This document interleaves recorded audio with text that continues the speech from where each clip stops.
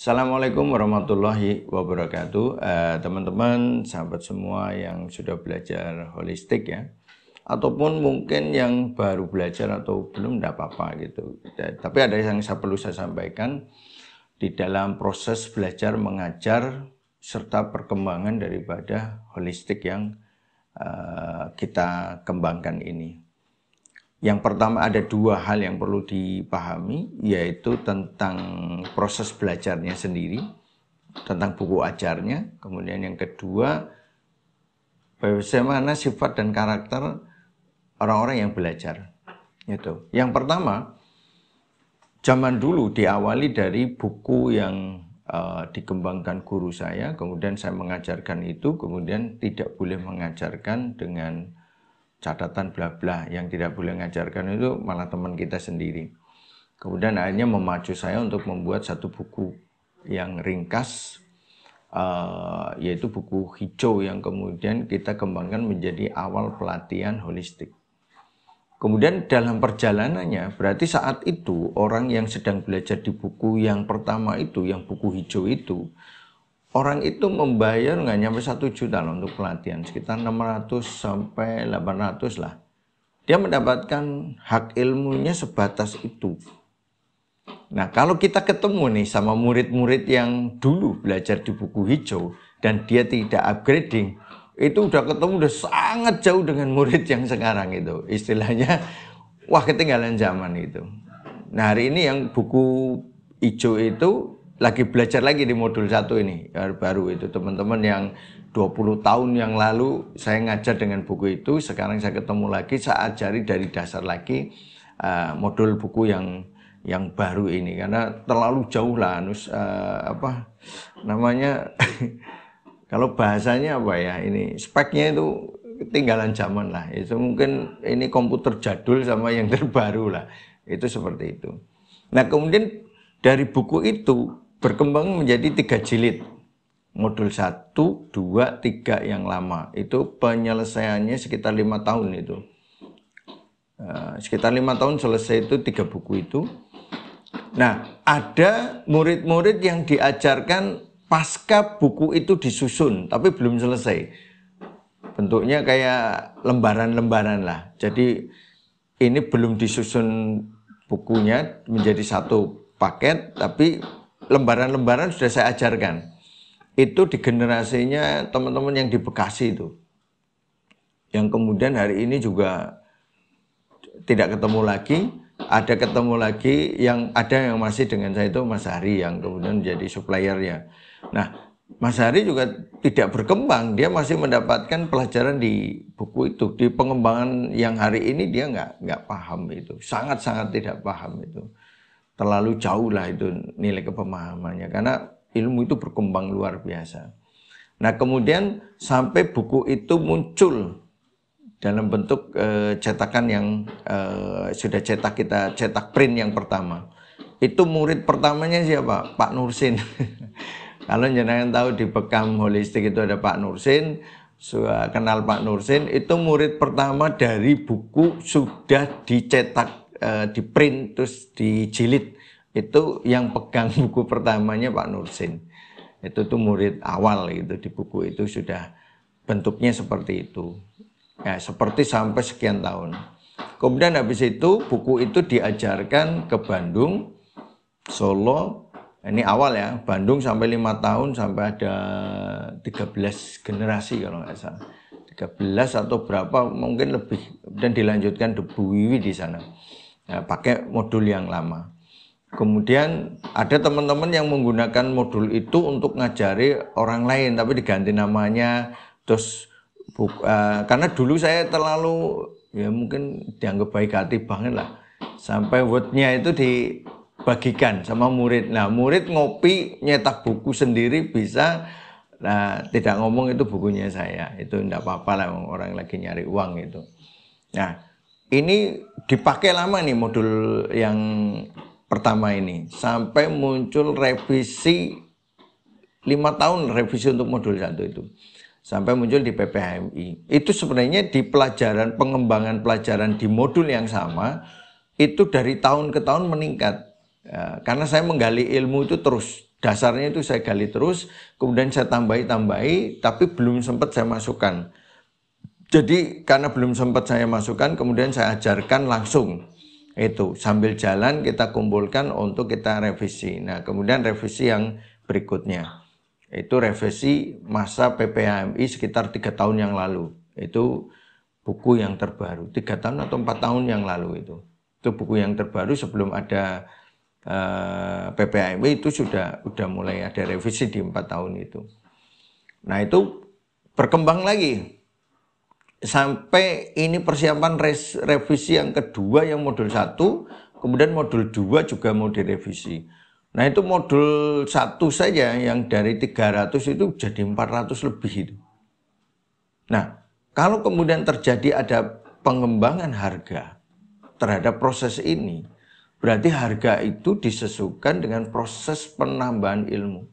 Jadi perlu dipahami teman-teman yang lama, itu jenengan kalau sekarang belajar di tempat kita di masa sekarang itu sudah berbeda, sangat-sangat berbeda, dan cara berpikirnya sudah sangat jauh. Jadi kalau jenengan tidak upgrading setiap saat itu, misalnya 1 tahun sekali upgrading untuk melihat perkembangan, kita akan berlari cepat kilat itu. Karena apa? Kita juga berhadapan dengan kebutuhan di lapangan bahwa kita harus berkembang terhadap penyakit yang berkembang, terhadap kebutuhan edukasi, penerangan yang juga berkembang. Nah, ini harus dipahami sama teman-teman. Saya orang lama kalau nggak upgrading, bisa saya jamin dia jauh. Tidak upgrading sendiri, upgradingnya ada 2. Menggali sendiri, jadi buku itu dibaca, dipikirkan, dinalar lagi, nah ini akan berkembang juga. Itu. Tapi ada yang buku itu sudah belajar, buku itu disimpan. Mikirnya susah. Nah, itu juga dia tidak berkembang secara maksimal. Nah, kemudian ada yang ngikuti guru terus. Setiap upgrading dia ngikut. Nah, dia melihat perkembangan. Maka orang ini yang bisa bercerita bahwa dulu 10 tahun yang lalu saya belajar sama Pak Puji itu seperti ini. 5 tahun kemudian pelajarannya sudah berubah. 10 tahun kemudian saya ikut Pak Puji berubah. Dia akan bisa cerita. Itu. Atau nanti murid yang lama ikut pertemuan murid yang terbaru dengan kondisi terbaru. Itu mesti sudah ya shock terapi. Sudah terlalu jauh gitu pemahamannya. Nah, ini yang perlu dipahami oleh teman-teman yang belajar bahwa kita itu berkembang. Nah, kalau kita diem aja, misalnya saya diem, ya saya diselip muridnya. Muridnya nanti tidak menghormati gurunya. Karena Pak gurunya nggak mau berkembang. Itu seperti itu. Nah, saya sebagai guru yang nggak mau diselip lah. Itu bahasanya kayak gitu. Ayo kita lari. Kamu lari, saya lari. Gitu. Bukan kemudian kita mencoba pinter-pinteran, bukan. Tapi saya senang menggali untuk meningkatkan diri. Mau di orang belajar sama saya atau tidak, itu menjadi kesukaan, menjadi kebiasaan. Kemudian yang kedua, dari murid ini. Murid itu ada yang kedua ini kita bahas tentang bagaimana orang belajar. Murid ini ada yang pinter secara textbook yang pertama. Jadi kalau textbook dia hafal sekali, ini hafalan. Begitu dapat kasusnya dia pusing. Karena apa? Untuk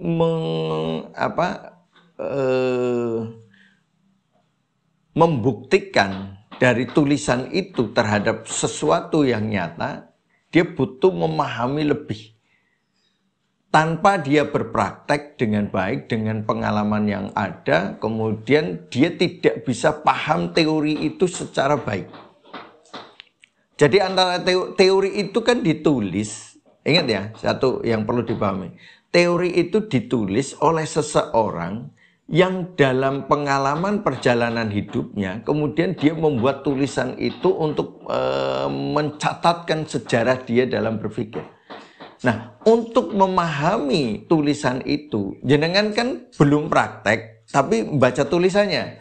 Maka kebalik, kalau itu kan praktek dulu, kalau guru itu, penulis itu, atau guru dan penulis, dia praktek dulu, kemudian dituliskan untuk menjadi sejarah. Nah, kita yang membaca, kita membaca dulu, kemudian mempraktekkan untuk bisa mengerti yang dimaksud penulisnya itu apa. Nah, itu butuh proses pengertian tulisan dalam bentuk nyata, itu butuh proses dia membuktikan dalam bentuk kenyataan dalam praktek itu. Nah, ini maka murid yang textbook ini tidak bisa bercerita sampai detail dengan hatinya. Orang kalau sudah mempraktekkan kemudian membenarkan tulisan itu terhadap kenyataan yang sudah dia dapatkan, ketika dia mengajar, dia akan mengajar dengan penuh dari hatinya dan dengan ilmunya. Kenapa? Hafalannya dia mengatakan, hatinya mengatakan dan membenarkan dengan sepenuh-penuhnya. Karena keimanan itu, mengimani betul terhadap persoalan itu. Nah, ini bedanya nanti pengajar textbook dengan pengajar yang dia membaca, dia mempraktekannya sehingga dia paham betul, kemudian dia akan mengajar dengan hatinya. Maka ini yang akan berbeda, dan itu kalau orang biasa belajar akan tahu kok. Oh, ini orang ngerti. Oh, ini ngajar tapi dia nggak ngerti, hanya banyak membaca. Itu beda, ruhnya beda. Ini murid model seperti itu, textbook. Kemudian yang kedua, murid yang senangnya praktek. Jadi kalau diajari teori pusing. Tapi kalau dia ngikut, misalnya ngikut saya atau ngikut murid saya yang sudah jadi, ngikut terus ngelihat cara saya analisa dan sebagainya, dia langsung bisa praktek. Tapi begitu suruh nerangin, bundet itu. Nah, ini murid model yang kedua. Ini juga banyak gitu. Nah, yang ketiga itu murid yang secara teori bagus, ngerti, prakteknya juga ngerti. Kemudian dia juga paham betul proses sampai terwujudnya teori itu, sampai terwujudnya bukti nyata di dalam prakteknya dia. Nah, ini ada dan jarang.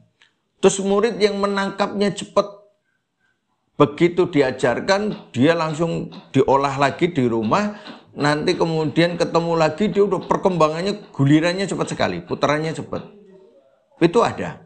Tapi ada yang murid diajarin, diomongin sampai berkali-kali, nggak mudeng-mudeng, sampai Allah kemudian karena dia sudah saking mikirnya bertahun-tahun, kemudian Allah beri, kemudian dibukakan ilmunya, karena Allah melihat dia tekun sekali, 8 tahun kemudian baru ngah, 5 tahun kemudian baru ngah. Nah, begitu dia sudah mengerti, itu dia cepat lari secepat kilat. Itu ada seperti itu. Jadi kalau jenengan nggak dong-dong, itu ujiannya nggak dong-dong itu. Jenengan istiqomah atau tidak. Kalau jenengan tidak istiqomah, berarti jenengan habis, nggak dapat ilmu. Holistik, jenengan nggak ngerti sama sekali. Tapi kalau jenengan istiqomah, terus Allah itu kasihan terhadap hambanya. Ketika dia sudah istiqomah, biasanya dibuka.